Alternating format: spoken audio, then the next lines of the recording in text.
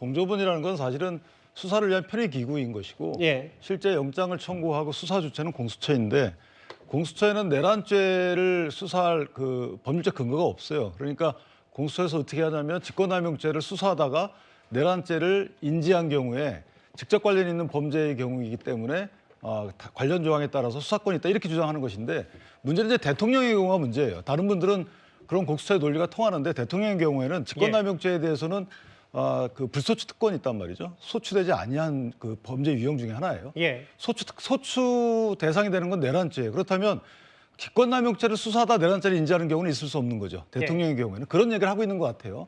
윤곽근 변호사는. 따라서 공수처는 애당초에 다른 사람들처럼 직권남용의 수사 과정에서 내란죄를 인지하는 경우에는 검찰의 논리처럼 또는 공수처의 논리처럼 수사 권한이 있다고 주장할 수 있지만 대통령의 경우에는 직권남용죄에 대해 수사권이 없기 때문에 그 직권남용죄를 수사하다가 내란죄를 인지하는 경우는 불가능하다. 이런 식의 논리인 것 같고요. 그 논리가 합당하다고 보세요? 윤 대통령 측의 논리가? 이런 법리적으로는 맞는 말일 수도 있어요. 예. 왜냐하면 물론 이럴 수 있죠.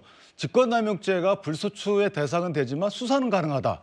그런 경우라면 가능해도 어쨌든 윤곽근 변호사의 논리는 법률적으로 근거가 완전히 없는 건 아니에요.